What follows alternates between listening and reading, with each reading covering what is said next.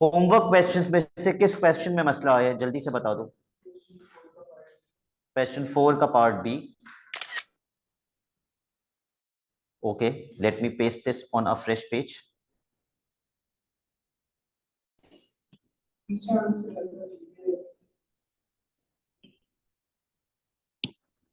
सबसे पहली चीज क्वेश्चन 4 के पार्ट बी में आप क्या नोटिस करेंगे?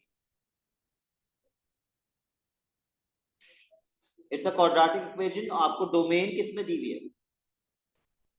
तो did you convert your calculator in the radian mode?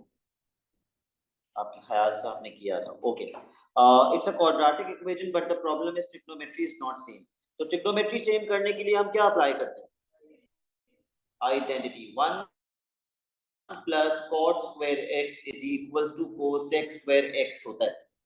तो यहां से अगर मैं कॉट स्क्वायर एक्स को सब्जेक्ट बना दूं तो 1 वहां जाकर माइनस हो जाएगा। तो 2 ब्रैकेट इंशाल क्या लिखूं मैं कॉट स्क्वायर वाई की जगह?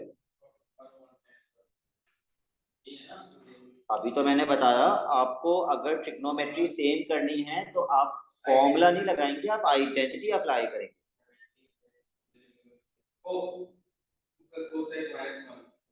आप वैसे आप मुझे नहीं बता रहे और देख के आप बता रहे थे कि आपने खुद ही किया है ना? वो आपने सॉल्व खुद ही किया है ना?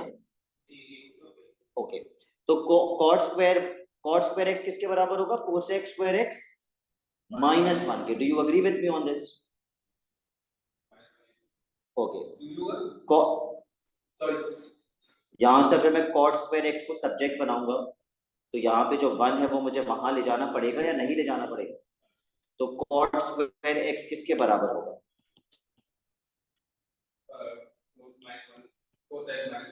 Cosec square x minus 1।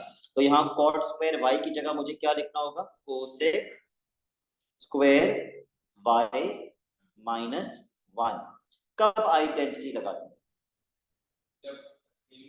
जब ट्रिग्नोमेट्री सेम नहीं होती। और इक्वेशन कैसी होती है? क्वाड्रेटिक। ठीक है, दो कंडीशन से क्वाड्रेटिक इक्वेशन है और ट्रिग्नोमेट्री सेम नहीं है, तो ट्रिग्नोमेट्री सेम करनी पड़ती है। और ट्रिग्नोमेट्री सेम करने का सिर्फ एक मेथड है और वो क्या है? By applying identity. ठीक है,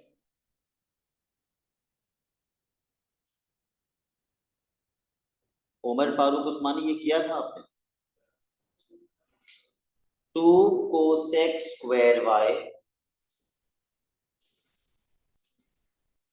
minus 2 plus 3 cosec y is equal to 0। इसको रीअरेंज कर लेते हैं। 2 cosec square y plus 3 cosec y minus 2 is equal to 0। Identity apply करने का फायदा देखा आपने, आपकी ट्रिग्नोमेट्री सेम हो गई। जब मैं इसके ऊपर मिडिल टर्म ब्रेकिंग करूंगा नबीरा, तो मुझे दो वैल्यूज किसकी मिलेगी? नो, यस, कोसेक वाई की दो वैल्यूज मिलेंगी। वो मिडिल टर्म ब्रेकिंग हम कैलकुलेटर से कर लेते हैं। दो वैल्यूज कोसेक वाई की क्या मिलेंगी? और -2। अब कैलकुलेटर कोसेक इनवर्स तो नहीं करके देता, इसलिए मैंने आपको कोसेक का फॉर्मूला बताया था। कोसेक का फॉर्मूला क्या था?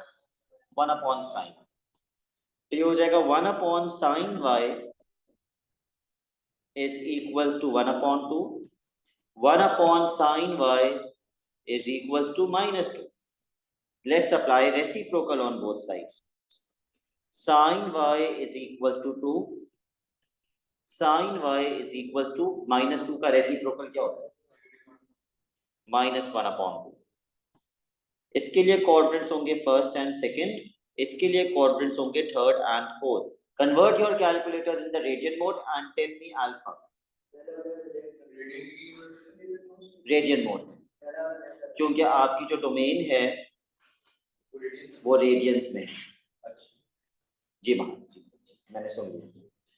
साइन इनवर्स 2 करेंगे तो मैथ एरर आ जाएगा, तो मैं लिखूं क्या? No solution. और यहां से आप अल्फा निकाल लीजिए। हाँ, तो नो सॉल्यूशन लिखोगे ना। साइन इनवर्स 2 नहीं आ रहा तो नो सॉल्यूशन लिखेंगे।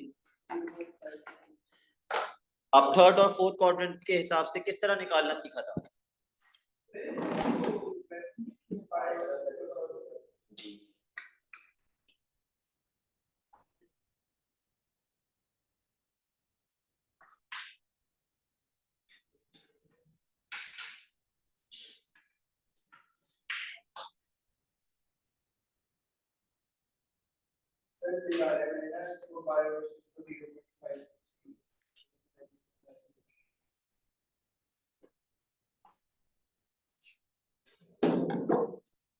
वो आपकी मर्जी, आप डेसिमल में लिखें या एग्जैक्ट आंसर।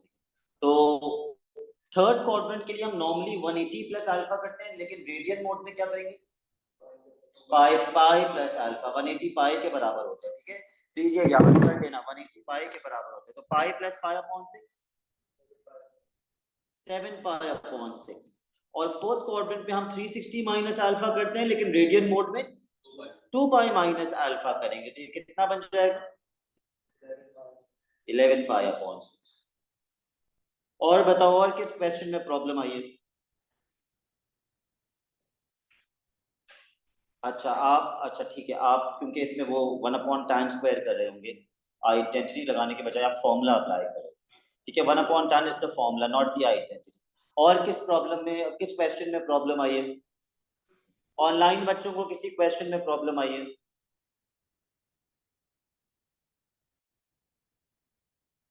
नहीं, 9 का पार्ट बी।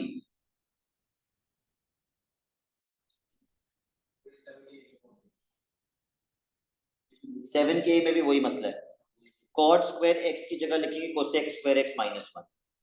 क्यों? क्योंकि ये एक क्वाड्रेटिक इक्वेशन है इंशाल्लाह, और ट्रिग्नोमेट्री सेम करनी है, तो उसका एक ही मेथड है, बाय अप्लाइंग आइडेंटिटी। और वो किसके ऊपर लगेगी, cot स्क्वायर x के ऊपर लगेगी। और cot स्क्वायर x की जगह पे हम क्या लिखेंगे, cosec square x minus 1। 9 part B, ये वाला कह रही हैं आप? अच्छा, part B, okay yes. Why is nobody asking me this question? ये तो एक ट्रिक क्वेश्चन है। महद, आपसे ये हो गया? चलो 9 का पार्ट बी कर लेते हैं।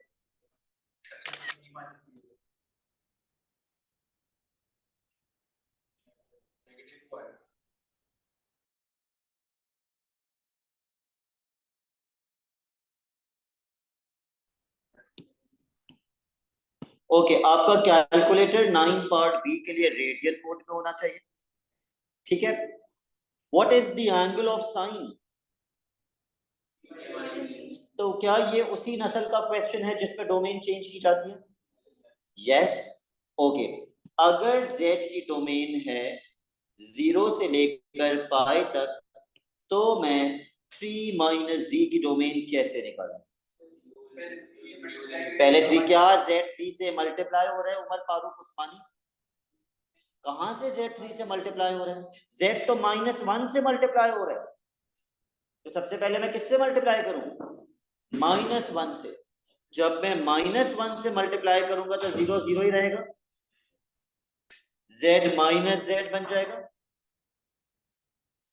और पाई क्या बन जाएगा, -पाई। लेकिन बच्चा क्या पेपर में गलती कर कर आया था, जब ये पास पेपर में आया था, और सब ये गलती कर कर आए थे कि जब हम थ्रू आउट माइनस से मल्टीप्लाई करेंगे तो ये तो 0 रहेगा, ये -z बन जाएगा, ये -पाई।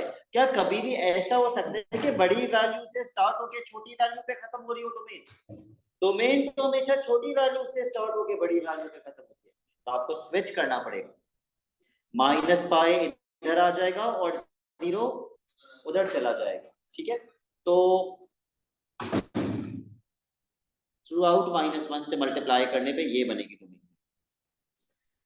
अब -पाई से मल्टीप्लाई करने के, -1 से उमर मल्टीप्लाई करने के बाद क्या करना है, 3 से माइनस करना है, +3 करना है। बेटा -z 3 से प्लस हो रहा है। अच्छा, अगर मैं इसको रीअरेंज करके ऐसे लिख सकता था, लिख सकता हूँ ना, बेसिकली -z +3। तो अब जब मैं थ्रू आउट +3 करूंगा तो -पाई, कैलकुलेटर उठा, -पाई +3,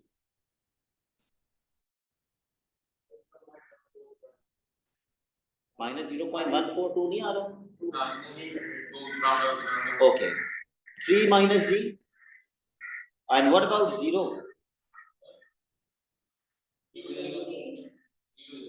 3। तो अब आपकी डोमेन आ गई। अब हानि क्या करेंगे, इस क्वेश्चन को, इक्वेशन को सॉल्व करने के लिए डोमेन इतनी मुश्किल से चेंज किया। सबसे पहले क्वाड्रेंट्स मार्क करेंगे, which two quadrants, 1 and 2। Alpha निकालिए रेडियन मोड में, यस 0। ओके, आखिरी बार बता दूं, एंगल्स इन डिग्रीज, आपने रिकॉर्डिंग में भी शायद बार बार सुना होगा, angles in degrees should be written correct to, ये ओ लेवल से चलता आ रहा है, angles in degrees should be written correct to 1 decimal place, all other answers 3 significant figures। ये डिग्री वाला क्वेश्चन है या ऑल अदर आंसर वाला क्वेश्चन है? This is not a question, ये डिग्री कहाँ है इस क्वेश्चन में? तो 3 significant figures में लिखेंगे 0.927 इज इक्वल टू से पहले क्या आएगा 3 minus n, क्योंकि मेरी डोमेन नेगेटिव में जा रही है, I should definitely draw the diagram in which two quadrants 1, हमने मेंशन किए हुए ना क्वाड्रेंट्स 1 2, 0.927 0.927। मैं माइनस में कहां तक जा सकता हूं, -0.142। तो महद अगर मैं नेगेटिव जाऊं तो ये आंसर कैसे निकालूंगा, कितना होगा ये नहीं पूछ रहा, कैसे निकालूंगा? यस, नॉर्मली तो 180 प्लस अल्फा होता है ये, लेकिन इस वक्त ये रेडियन मोड में पाई प्लस अल्फा होगा, तो पाई प्लस 0.927। हाँ अभी चेक कर लेते हैं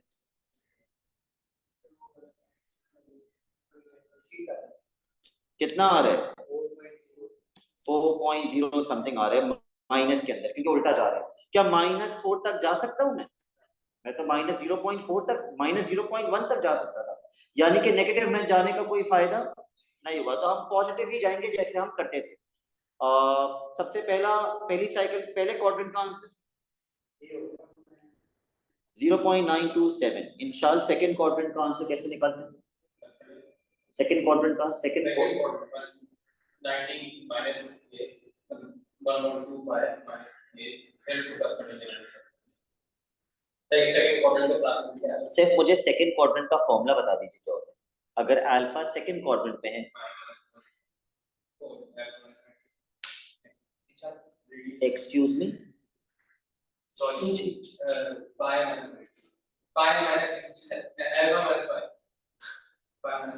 जी पाई माइनस अल्फा, डिग्रीज में 180 माइनस अल्फा और रेडियन में pi minus alpha. Third quadrant के लिए इंशाल्लाह डिग्रीज में अल्फा और रेडियन में pi plus alpha. Fourth quadrant के लिए डिग्रीज में 360 माइनस अल्फा और रेडियन में 2 पाई माइनस अल्फा। ठीक है, खैर सेकंड क्वाड्रेंट के लिए पाई माइनस अल्फा करेंगे तो कितना आएगा 2.21। ओके, अगली साइकिल में चले जाते हैं क्योंकि मुझे 3 तक जाना है और मैं अभी तक 2.21 तक ही गया हूं। तो पहले आंसर में कितना प्लस करेंगे, पाई प्लस करेंगे, पाई प्लस 360 पाई के बराबर होता है, 2 पाई इसमें ऐड करेंगे तो 3 से बड़ा आएगा आंसर ऑब्वियसली, क्योंकि पाई कितना होता है 3.142, तो उसमें जब ये ऐड करेंगे तो ऑब्वियसली 3 से बहुत बड़ा आंसर आएगा। तो बस हम आगे नहीं जाएंगे, इस इक्वेशन में से z कैसे निकालेंगे, सबसे पहले 3 वहां जाके तो यहाँ माइनस z बचेगा, जरा दोनों में से -3 कर दीजिए, 0.927 -3 नेगेटिव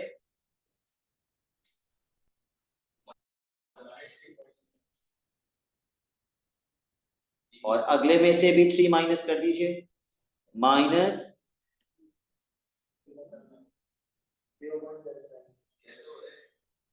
जब आप अब यहाँ माइनस z बचा, माइनस का साइन वहां भेज दीजिए, जब माइनस का साइन वहां भेजेंगे तो वहां के साइन चेंज हो जाएंगे, तो z की पहली वैल्यू क्या आएगी, हाँ ज्यादा बेहतर है कि इसको रीअरेंज असेंडिंग ऑर्डर में लिख दें, एंड में मैंने इसको असेंडिंग ऑर्डर में लिख दिया, लेकिन एक गड़बड़ मैंने की है यहाँ पे, मेरा जो पहला आंसर है वो 3 सिग्निफिकेंट में नहीं है, ये वाली वैल्यू आपको मुझे ज्यादा, इसीलिए मैं कहता हूँ कि अगर आंसर 3 सिग्निफिकेंट में लिखना है तो वर्किंग 4 सिग्निफिकेंट में होनी चाहिए थी, ये आंसर मुझे 4 सिग्निफिकेंट में बताइए कितना आ रहा था, पाई माइनस अल्फा वाला आंसर 2.215। 2.215। अब इसमें से -3 कीजिए,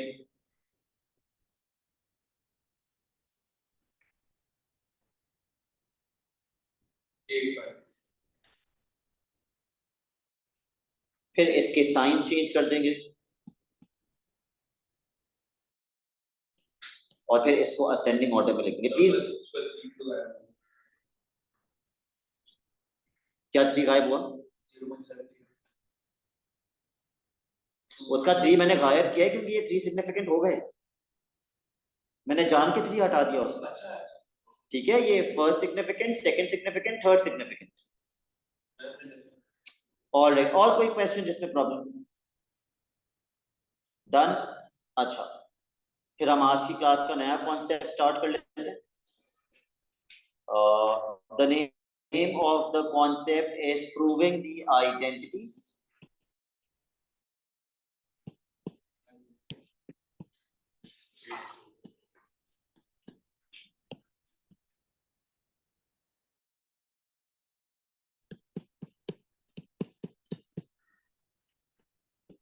इस कॉन्सेप्ट के अंदर इस टाइप का क्वेश्चन होगा, हर साल पेपर में आते हैं। प्रूव द फॉलोइंग आइडेंटिटीज, यानी कि आपको प्रूव करना होगा कि लेफ्ट हैंड साइड बराबर है राइट हैंड साइड। तो आप नॉर्मली कौन सी साइड पिक करके सिंप्लीफाई करना स्टार्ट करते हैं? Left hand side. इसको पिक करके सिंप्लीफाई करना स्टार्ट करेंगे और इसके बराबर प्रूफ कर देंगे। What are you people writing? Don't write anything right now, पहले मुझे एक्सप्लेन करने दीजिए। ठीक है, तो हम लेफ्ट हैंड साइड को सिंप्लीफाई करेंगे। अब इसका एक मेथड होता है सिंप्लीफाई करने का, कुछ स्टेप्स होते हैं। वो स्टेप्स अगर आपको याद होंगे तो आपको कभी भी प्रॉब्लम नहीं होगी प्रूफ करने में। वो स्टेप्स आप लिख लीजिए, स्टेप्स फॉर प्रूविंग।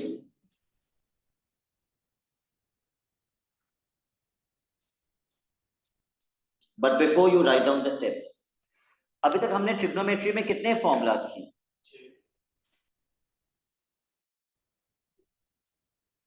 अभी तक हमने ट्रिग्नोमेट्री में 6 फॉर्मूलाज किए।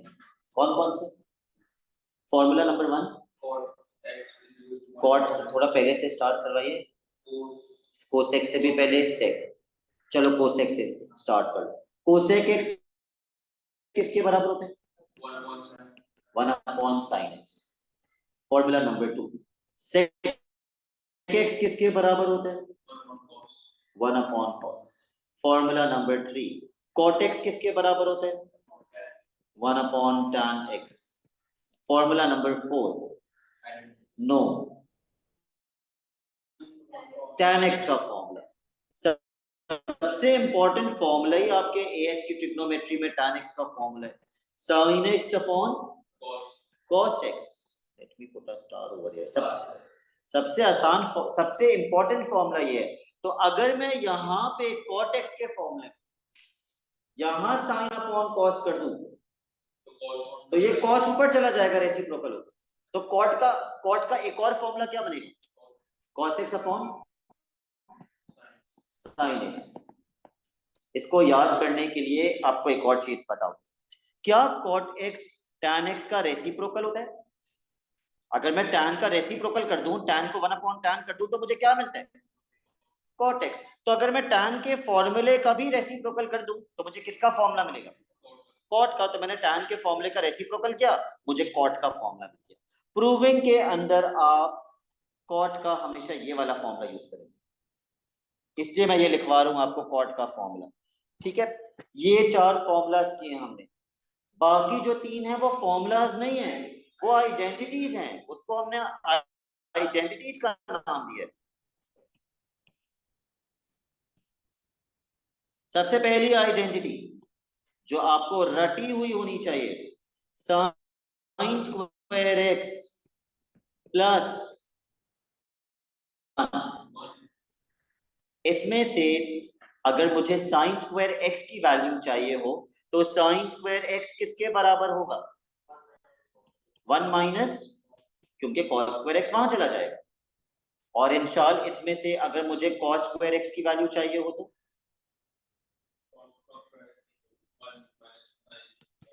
1 minus sine square x.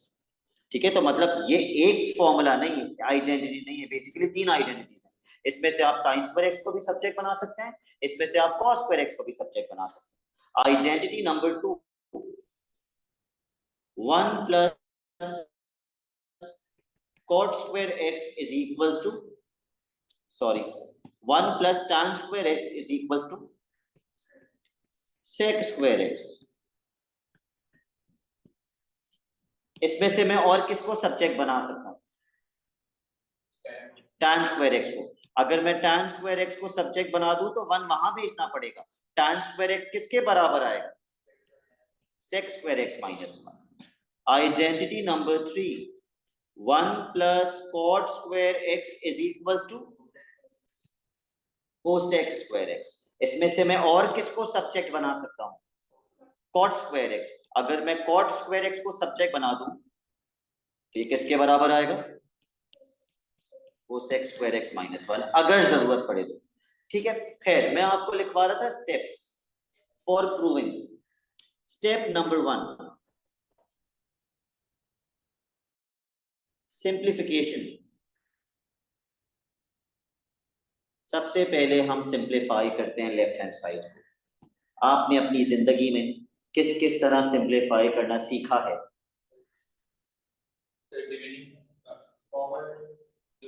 Cancel करके, कॉमन लेकर, एलसीएम लेकर। ओके, पहले आपने कॉमन निकालना सीखा था अपनी जिंदगी में या एलसीएम लेना? एलसीएम लेना सीखा था। तो भाई एलसीएम लेके सिंप्लीफाई कर सकते हैं, कॉमन लेकर सिंप्लीफाई कर सकते हैं, और फॉर्मूला लगाकर भी सिंप्लीफाई कर सकते हैं। Now when I right formula, which formulas am I referring to? 1 2 3 4। Yes, formulas number 1 2 3 4। ठीक है, तो पहला स्टेप हमारा क्या है? सिंप्लीफिकेशन। जब मैं लेफ्ट हैंड साइड को सिंप्लीफाई कर लूंगा, जितना सिंप्लीफाई कर सकता हूं, और जब मजीद सिंप्लीफिकेशन पॉसिबल नहीं होगी तो मैं चले जाऊंगा स्टेप नंबर 2 पे। Step number 2 is apply identity. Apply identity. When I say identity, I am referring to these 3 identities. ठीक है, तो इसलिए मैंने आपको कैटेगोरिकली अलग अलग हेडिंग के साथ लिखवा दिया। ये फॉर्मूलाज हैं और ये आइडेंटिटीज हैं। फॉर्मूलाज कुछ और हैं, आइडेंटिटीज कुछ और हैं। स्टेप नंबर 3, आइडेंटिटी अप्लाई करेंगे आप तो प्रूव हो जाएगा।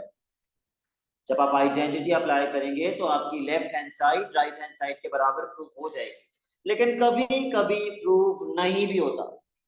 अगर आपका आइडेंटिटी लगाने के बाद भी प्रूफ ना हो तो हो सकता है आपको सिंप्लीफाई करना पड़े दोबारा। you might will have to go back to step number 1 and simplify again if required।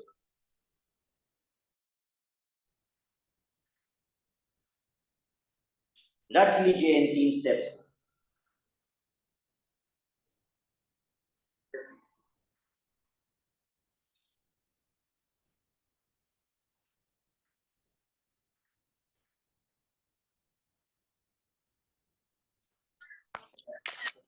Let's start with question number 1.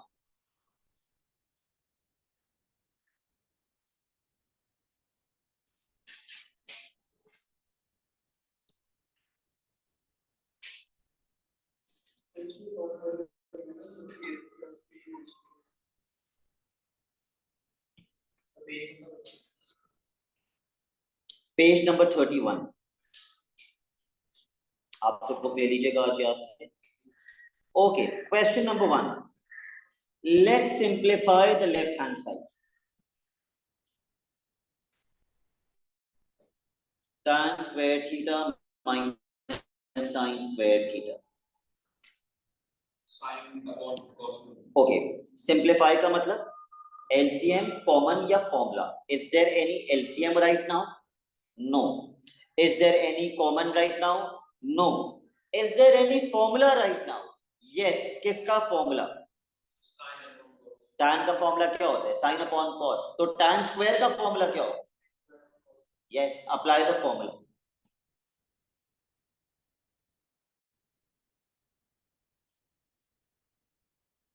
Side में उस साइड को नहीं, हम सिर्फ लेफ्ट हैंड साइड को सिंप्लीफाई सॉल्व करेंगे।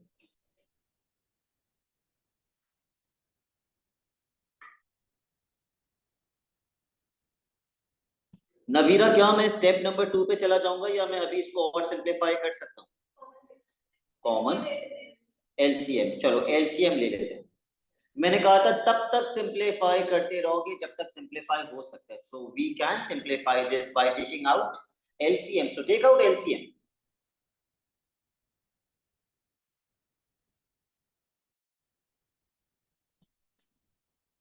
साइन स्क्वायर थीटा को मल्टीप्लाई करना होगा कॉस स्क्वायर थीटा से।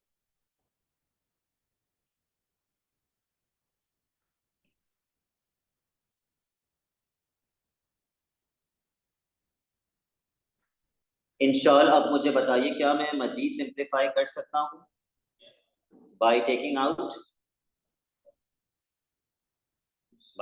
cos? Common, what is common?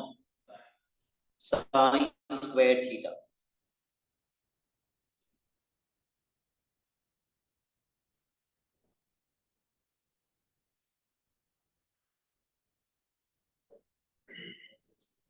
Okay, इंशाल्लाह प्रूव आपसे। ओके, मेरे ख्याल से अब और मजीद सिंप्लीफिकेशन पॉसिबल नहीं हो सकती। ठीक है, 1 माइनस कॉस स्क्वायर थीटा देखते ही मेरे दिमाग की घंटी बजनी चाहिए कि 1 माइनस कॉस स्क्वायर किसके बराबर होता है? साइन स्क्वायर के बराबर होता है। कर दीजिए उसको साइन स्क्वायर।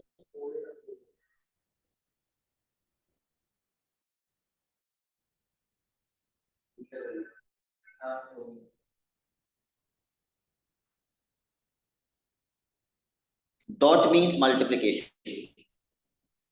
हुआ प्रूफ? कैसे हुआ? Sine square upon cos square क्या बन जाएगा? tan स्क्वायर बन जाएगा और आगे sine square as it is, और यही चाहिए tan square sine square.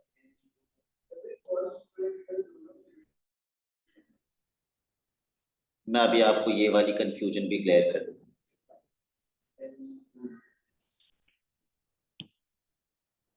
2 multiply by 5 upon 3 नहीं, जरूरी नहीं है। उधर देखो 2 multiply by 5 upon 3।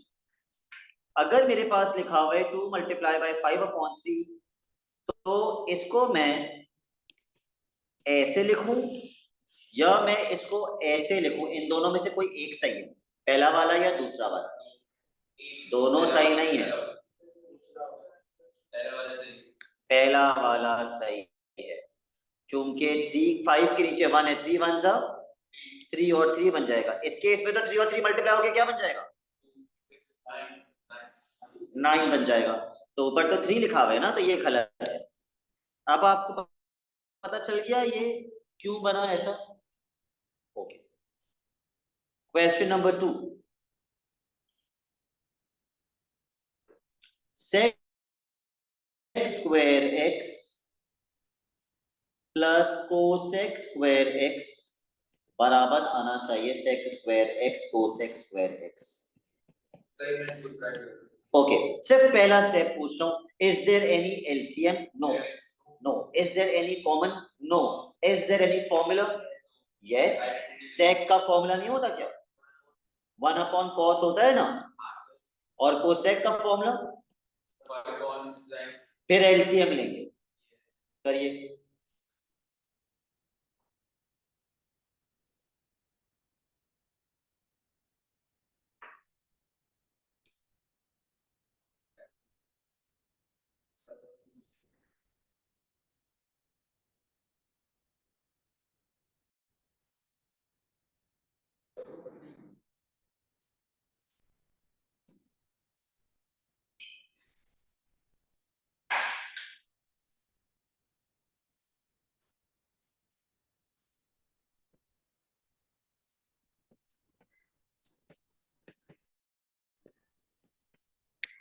Cos square x और साइन स्क्वायर एक्स का एलसीएम बनेगा cos square x sign square x. तो पहले वाले न्यूमरेटर को हम किससे मल्टीप्लाई करेंगे? पहले वाले न्यूमरेटर को साइन स्क्वायर एक्स से। अगर किसी को इसमें कंफ्यूजन कंफ्यूजन है तो प्लीज मुझे बता दो कि सर कैसे पता चलता है किससे मल्टीप्लाई करें। कंफ्यूजन है? ओके, तो ये बन जाएगा sign square x plus cos square x. Again sine square x plus cos square x देखते भी मेरे दिमाग में एक घंटी बजनी चाहिए कि sign square x plus cos square x किसके बराबर होता है? 1 के, तो ऊपर 1 आ जाएगा जी।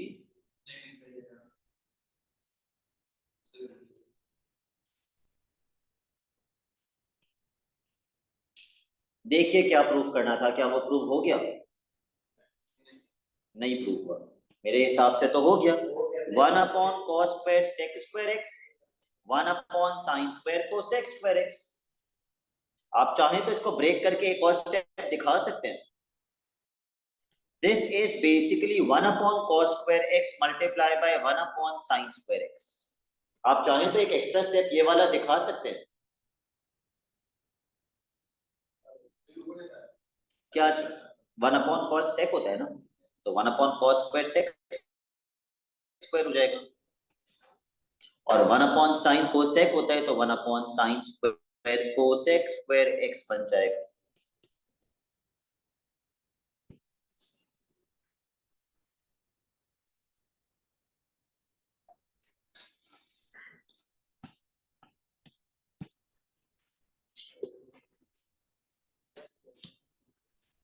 Next question that we will do is question number 3.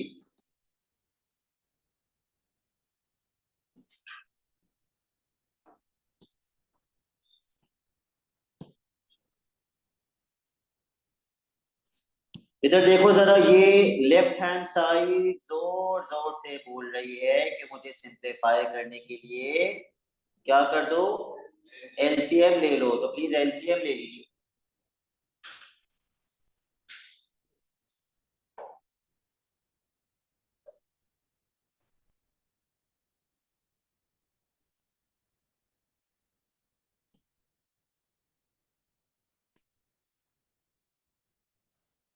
LCM आएगा cos x bracket 1 plus sine x. तो महत पहले न्यूमरेटर को किससे मल्टीप्लाई करेंगे?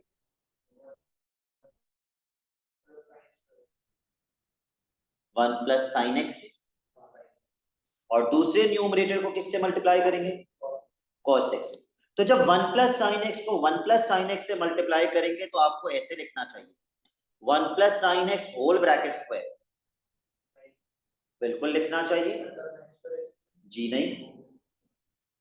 और cos x multiply by cos x क्या होता है? cos square x। और ये किसके बराबर प्रूफ करना है आपको? 2 sec x। जो बच्चे इसको a plus B whole square से एक्सपैंड नहीं करेंगे वो मेरी नजर में वाजिबुल कत्ल है। ठीक है, इसको a plus B whole square से एक्सपैंड कीजिए, a स्क्वायर प्लस 2ab प्लस बी स्क्वायर। फरिया मेरी आवाज लैग तो नहीं कर रही? No sir.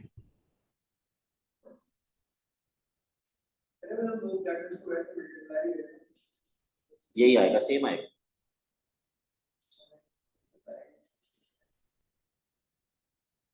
फरिया मेरी आवाज लैग तो नहीं कर रही? No sir. Okay, A square plus 2ab, मैं डायरेक्ट एक्सपैंड कर रहा हूं और being an A level student आपको डायरेक्ट एक्सपैंड करना आना चाहिए, प्लस बी स्क्वायर।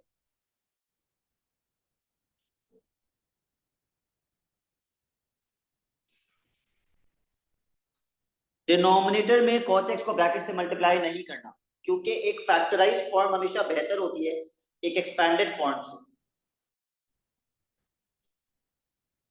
अगेन वक्त आ गया है न्यूमरेटर में कुछ ऐसा देखने को जिसको देखते ही दिमाग की घंटी बजनी चाहिए। Sign square x plus cos square x किसके बराबर होता है? तो उसकी जगह 1 लिख दीजिए।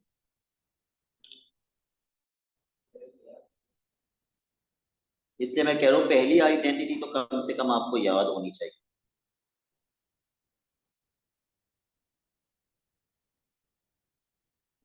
फिर 1 प्लस 1 ऐड होके 2 बन जाएगा। Yes,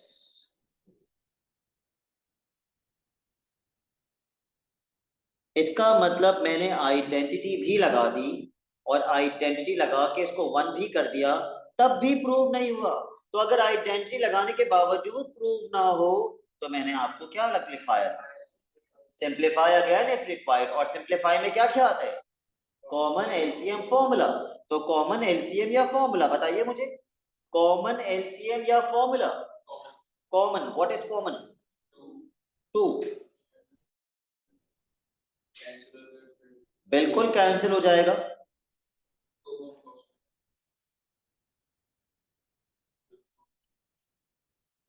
2 upon cos x। और अब देखिए किसके बराबर प्रूफ करना था, हुआ या नहीं हुआ? sec x का फॉर्मूला क्या होता है? तो ये 2 अपॉन cos क्या बन जाएगा, 2 sec x।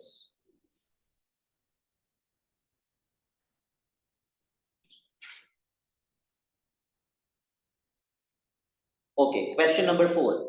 I will give you 2 minutes, नहीं 1 minute to simplify this on your own. मैं आपको सिर्फ पहला स्टेप आपसे पूछना चाह रहा हूं, कॉमन एलसीएम या फॉर्मूला। किसका फॉर्मूला? कोसेक एक्स का फॉर्मूला क्या होता है? ठीक है,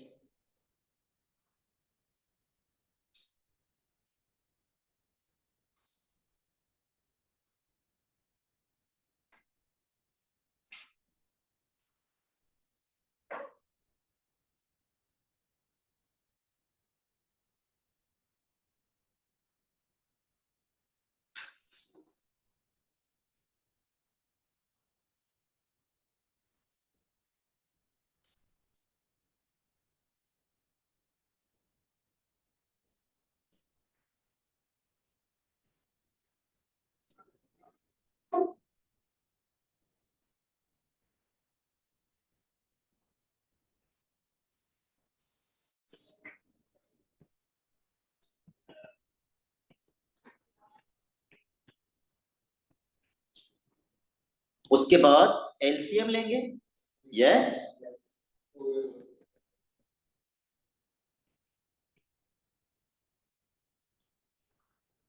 न्यूमरेटर में आएगा 1 minus sine square x. And Umar Farooq Usmani 1 minus sine square x मुझे याद होना चाहिए किसके बराबर होता है, कॉस स्क्वायर एक्स के बराबर होता है।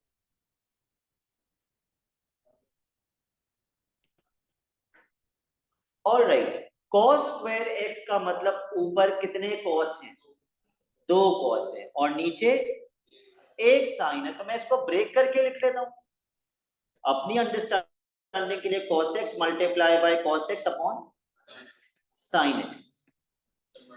एक cos अपॉन साइन क्या बन जाएगा, cot। मैंने आप लोगों को लिखवाया भी था ना कि cot का कौन सा फॉर्मूला यूज होगा, मैंने बताया था cot का formula cos upon sine use होगा। तो यहाँ पे मेरे पास cos अपॉन साइन आ रहा है और वो cos अपॉन साइन किसके बराबर होगा, cot के। तो प्रूव हो गया cot x cos x। अब ये मत बोलना कि सर उन्होंने तो पहले cos x लिखा और आपका पहले cot x आ गया। एक ही बात है, आप ऐसे लिखें या वैसे लिखें, क्योंकि वो मल्टीप्लाई हो रहे हैं। मैं x मल्टीप्लाई बाय y को xy लिखूं या मैं x मल्टीप्लाई बाय y को yx लिखूं, एक ही बात है, अलग अलग नहीं होती।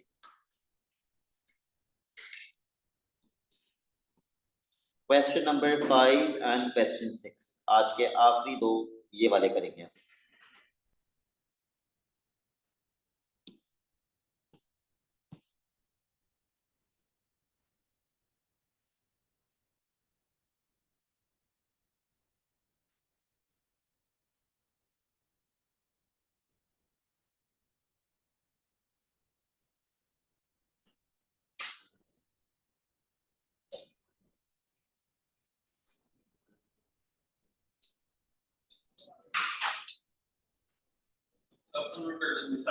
बताइए कॉमन एलसीएम या फॉर्मूला, फॉर्मूला।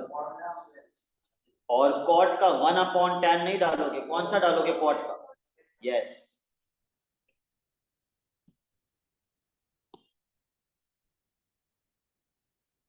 सेक बन जाएगा 1 upon cot cos x multiplied by cosec बन जाएगा 1/sin x। इंशाल्लाह पीछे से फॉर्मूलाज क्यों देख रहे हैं, थर्ड अल्फाबेट बताया तो है मैंने। अगर c है तो 1/cos, अगर s है तो 1/sin, और cot का हम लगाएंगे cos x/sin x। बताइए इंशाल्लाह ये दोनों मल्टीप्लाई होकर आंसर क्या बनेगा? Yes, 1/cos x sin x।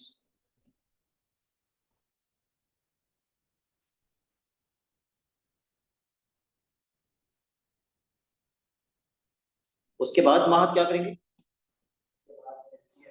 LCM। We will keep on simplifying till no further simplification is possible। तो महत कैन यू टेल मी कि इन दोनों का LCM, क्योंकि मुझे तो बहुत प्रॉब्लम होती है इन दोनों का LCM निकालने में। इन दोनों का LCM क्या होगा?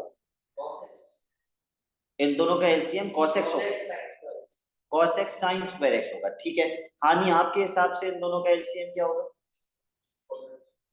सिर्फ cos x? मैं नीचे पूछ रहा हूँ, नीचे क्या आएगा? अच्छा, महत कह रहे cos x sin square x, आप कह रहे हैं cos x sin x। इंशाल्लाह आपके हिसाब से cos x sin x। Navira cos x sin x। cos नीचे क्या आएगा? cos x sin x। अगर मुझे कोई कंफ्यूजन है तो इसमें कोई शर्मिंदगी की बात नहीं है कि मैं LCM निकाल लूं। एक डिनोमिनेटर था मेरा cos x sin x और दूसरा डिनोमिनेटर है मेरा sin x। निकालिए जरा LCM। कैसे? सबसे पहले मैं लिखूंगा, क्या लिखूं? sin x लिख देता हूं। तो यहां पे क्या बचा? cos x और उधर 1। फिर मैं क्या लिखूं? cos x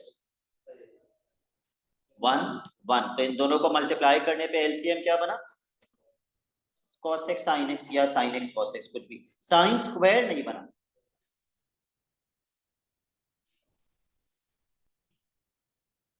अगर हानि ये मेरा LCM बना तो मैं पहले न्यूमरेटर को किससे मल्टीप्लाई करूंगा? किसी चीज से भी नहीं, क्योंकि इसके नीचे already sin x cos x है, तो ये किसी से भी मल्टीप्लाई नहीं होगा, ये 1 से मल्टीप्लाई होगा। और उमर फारूक उस्मानी दूसरा न्यूमरेटर किससे मल्टीप्लाई होगा? cos x से। इसके नीचे sin x है, तो इसको s जैसा बनाने के लिए हमने किससे मल्टीप्लाई किया है? cos x से। तो ऊपर भी cos x से मल्टीप्लाई, और इसको s जैसा बनाने के लिए हमने किसी से भी मल्टीप्लाई नहीं किया, तो ऊपर भी किसी से भी मल्टीप्लाई नहीं करेंगे। तो ये क्या बन जाएगा? 1 minus cos square x। Time to ring a bell। What is 1 minus cos square x equal to? sin square x। तो ये बन जाएगा sin square x upon sin x cos x। What cancels out with what? एक sign से एक sign cancel, तो sine upon cos बचेगा, वो tan के बराबर। Proved. 6।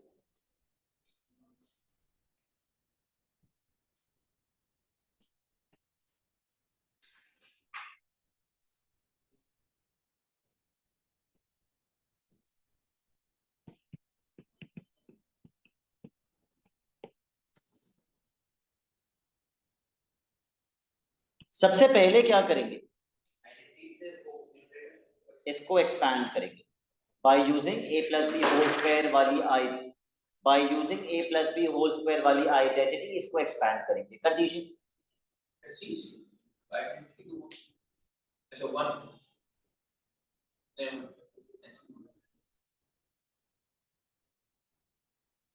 a plus B whole square वाली आइडेंटिटी से न्यूमरेटर एक्सपैंड कर दीजिए। a square plus 2ab plus b square.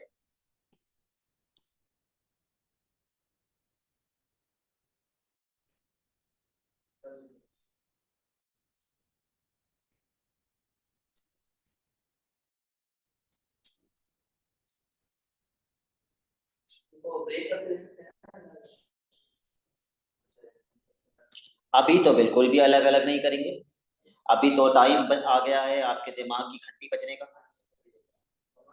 Sign square x plus cos square x 1 बन जाएगा।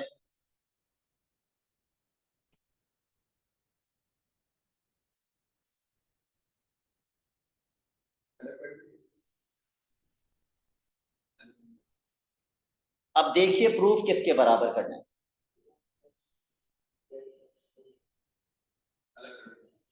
दोनों के नीचे साइन एक्स कॉस एक्स अलग अलग करके लिख दें। ओके, अगर मैं दोनों के नीचे साइन एक्स कॉस एक्स अलग अलग करके लिख दूंगा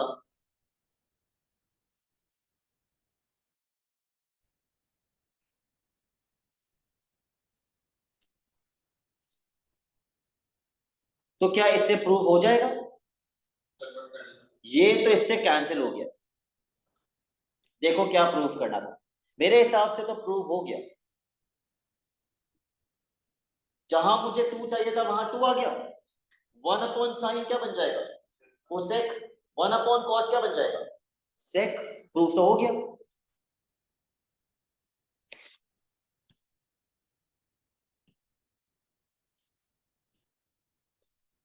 to plus sec x cosec x.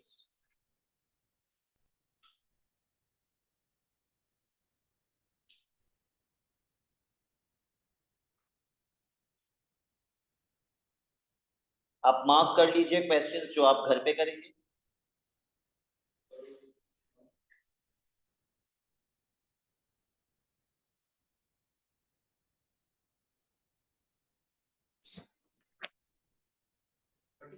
Question number 32, 35, 37, 38, 40 and 41. That's it for today.